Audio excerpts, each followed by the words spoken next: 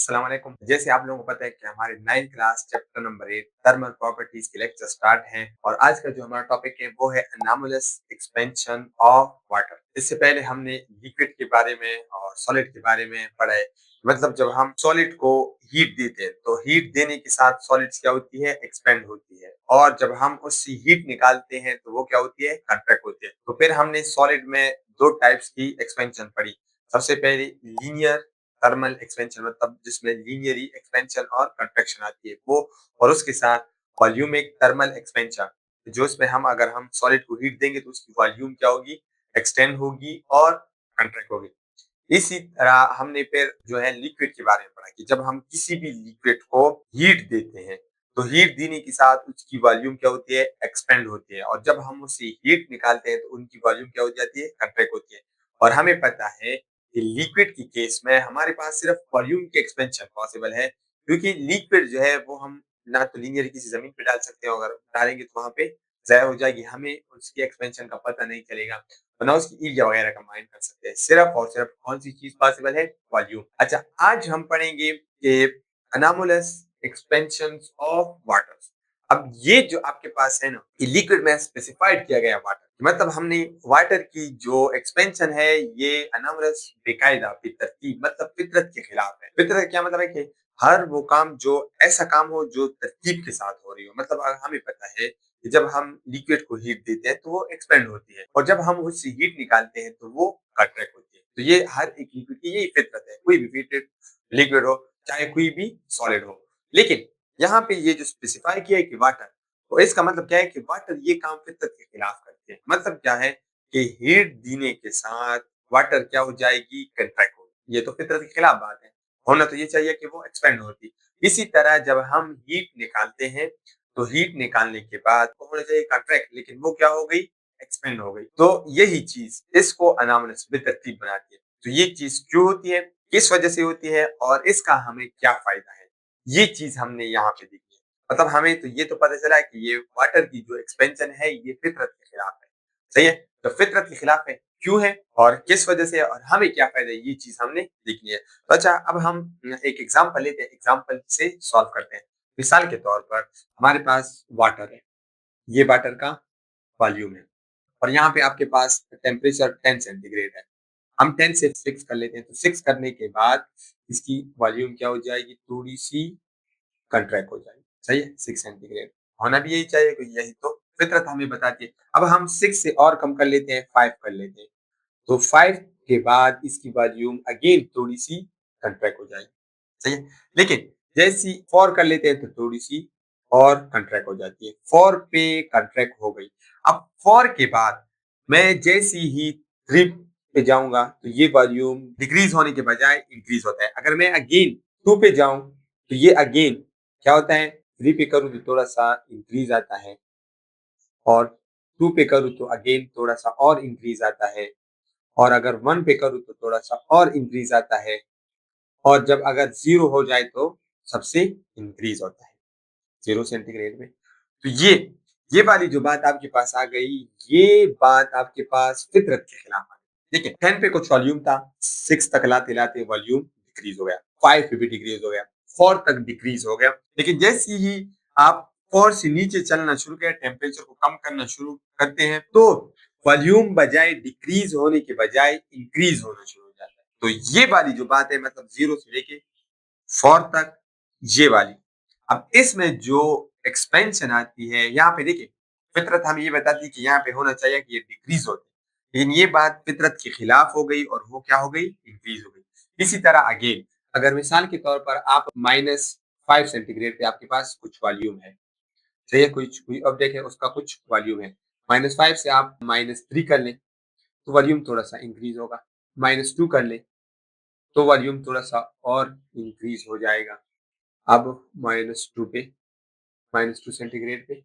इसी तरह जब आप 0 कर लें तो 0 पे सबसे इंक्रीज होता है, 0 सेंटीग्रेड पे। अब 0 सेंटीग्रेड पर तो सबसे इंक्रीज हो गया, लेकिन अब आप बढ़ाएंगे, बढ़ाने का मतलब क्या है कि 1 सेंटीग्रेड आप करेंगे, तो होना तो ये चाहिए था कि वॉल्यूम और इंक्रीज हो, लेकिन वॉल्यूम यहाँ से डिक्रीज होना शुरू हो गया। 2 पे और डिक्रीज, 3 पे और डिक्रीज, 4 तक सबसे डिक्रीज वॉल्यूम हो चुका था और फॉर के बाद ये फिर इंक्रीज होना शुरू हुआ। तो ये चीज हमें जो है वाटर की, ये स्पेसिफाइड सिर्फ और सिर्फ वाटर की है कि ये जो इसमें एक्सपेंशन आ रही है, ये देखिए यहाँ पे कम कर रहे हैं, इंक्रीज हो रहा है, यहाँ पे बढ़ा रहे हैं, वॉल्यूम डिक्रीज हो रहा है।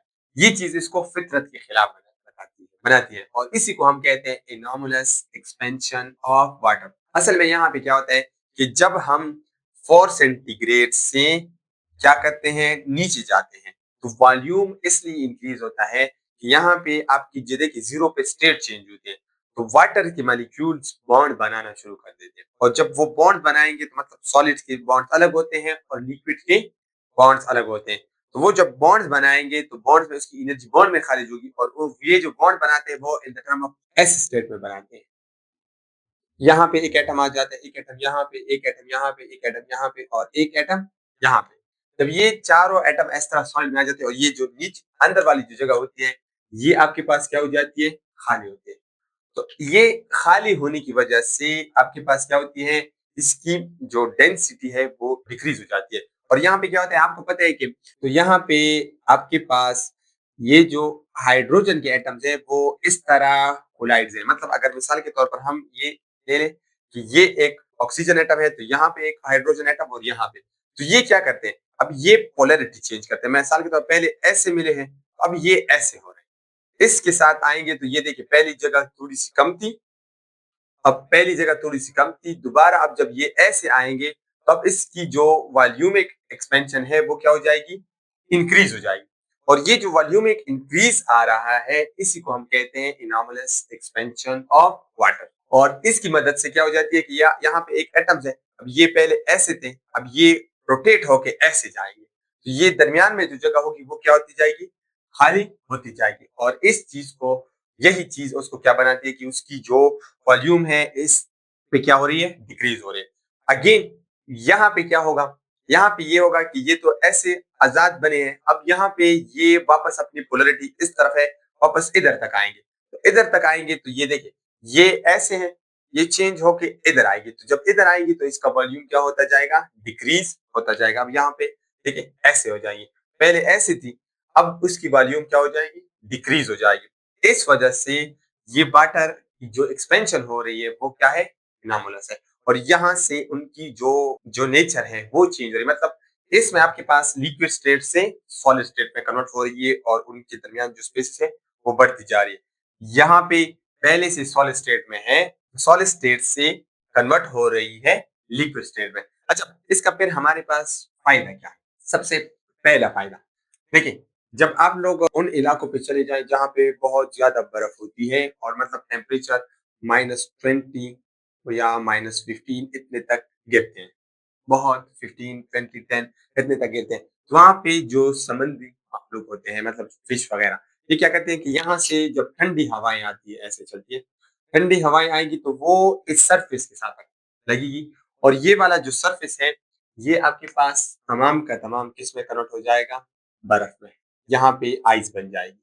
जब आइस बन जाएगी और हमें पता है कि आइस में से ये यहाँ पे नीचे जो समुद्री मखलूक है मतलब फिश है जितनी, तो वो इधर जिंदा रह पाएंगे, क्योंकि अगर ये तमाम के तमाम बर्फ में कन्वर्ट हो गई तो ये इसमें फ्रीज हो जाएंगे और मर जाएंगे। हर जानवर की तो ये तो खासियत नहीं है कि वो यहाँ पे फ्रीज हो जाते हैं, कुछ इसलिए हमने देखी है कि वो उनके साथ फ्रीज हो जाती है फिर ठीक हो जाती है, लेकिन हर हर किस्म की जानवर में तो ये खासियत नहीं होती। तो वो क्या होती है, यहाँ पे ये वाला ऊपर वाला हिस्सा क्या हो जाता है, पूरा बर्फ बन जाता है और नीचे पानी गर्म ही रहता है और ये इसमें अपनी जिंदगी बरकरार रखते हैं। इसी तरह दूसरी बात ये है कि अक्सर ये क्वेश्चन आता है कि ये जो आइस है ये पानी के ऊपर फ्लोट क्यों करती है, होना तो ये चाहिए कि ये सॉलिड है, ये बारी में ये नीचे जाती है। तो यहाँ पे आपको ये क्वेश्चन में क्लियर हुआ कि जब आपके पास वाटर जो है वो लिक्विड से सॉलिड स्टेट में कन्वर्ट हो रही है तो उनका वॉल्यूम इंक्रीज हो रहा है। जब वॉल्यूम इंक्रीज हो रहा है तो हमें पता है कि वॉल्यूम और डेंसिटी का आपस में इनवर्स ताल्लुक है। वॉल्यूम और डेंसिटी का आपस में क्या है, इनवर्स ताल्लुक है। जब आपके पास वॉल्यूम इंक्रीज होगा तो डेंसिटी डिक्रीज होगी। और अर्शमेदिस प्रिंसिपल में हमने ये पढ़ा है कि अगर किसी ऑब्जेक्ट की डेंसिटी कम हो तो वो क्या होगी, वो जो फोर्स लगती है तो वो ऊपर फ्लोट करेगी। तो इस वजह से आइस है वो पानी के ऊपर फ्लोट करेगी। अच्छा, तो ये छोटा-सा टॉपिक है, नेवी पेपर के हवाले से इतना इम्पोर्टेंट नहीं है, लेकिन आप इसको समझे तो आपको अच्छी तरह आइडिया होगा। तो ये था आज का टॉपिक। अगर इस हवाले से कोई क्वेश्चन हो तो हमें कमेंट सेक्शन में ज़रूर बताइए। ओके, अल्लाह हाफ़िज़।